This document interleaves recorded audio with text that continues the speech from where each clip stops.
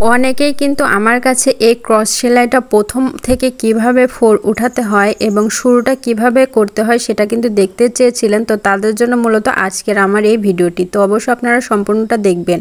তো স্ক্রিনে দেখতে পাচ্ছেন আমি প্রথম অবস্থায় কিভাবে ফোরটা উঠালাম এবং পিছনের সেলাইটা কিভাবে ডুবিয়ে দিলাম সেটাও কিন্তু আপনারা দেখতে পারলেন।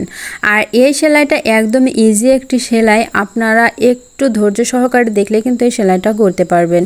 তো দেখতে পাচ্ছেন আমি প্রথম থেকে কিভাবে ফোরটা উঠাচ্ছি। আমি ঠিক যেভাবে ফোরটা উঠাচ্ছি ঠিক আপনারাও কিন্তু সেভাবে ফোরটা উঠাবেন। প্রথম অবস্থায় হয়তো দেখতে একটু এলোমেলো লাগতে পারে, কিন্তু সেলাই করতে করতে কিন্তু এই সেলাইটা অনেক সুন্দর আপনারা করতে পারবেন।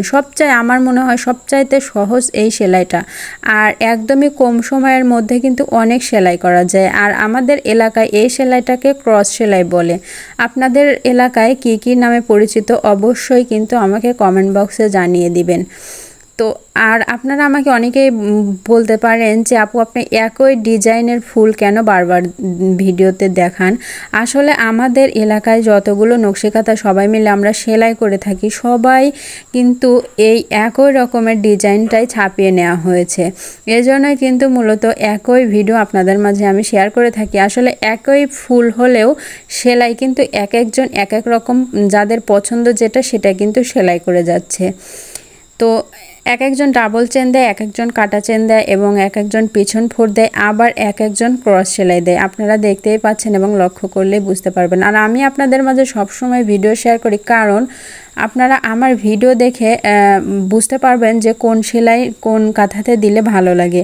অনেক কাপড়ে আছেন যারা নকশিকাঁথা সেলাই করতে চাচ্ছেন, কিন্তু কী কালারের কাপড়ের উপর নকশিকাঁথা সেলাই করবেন এবং কী কালার সুতা দিবেন সেটা নিয়ে কিন্তু অনেক দ্বিধাদ্বন্দ্বতে একদমই ভুগছেন। তো তারা কিন্তু আমার এই ভিডিওগুলো দেখলেই বুঝতে পারবেন যে কী কালারের কাপড়ের উপর কী কালার সুতা দিলে দেখতে সুন্দর লাগে। তো আমার ভিডিও দেখে যদি আপনারা বিন্দু পরিমাণ উপকৃত হন অবশ্যই আমাকে কমেন্ট বক্সে কিন্তু জানিয়ে দিবেন।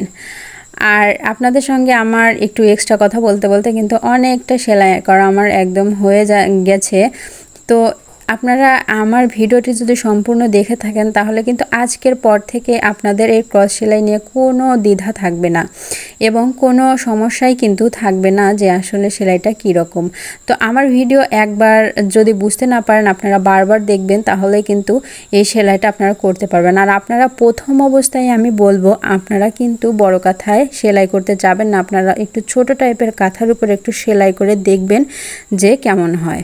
তো যাই হোক, কথা বলতে বলতে কিন্তু আজকের ভিডিওটি একদমই শেষ পর্যায়ে চলে আসলাম। তো আজকের ভিডিওটি কেমন লাগছে অবশ্যই জানাবেন।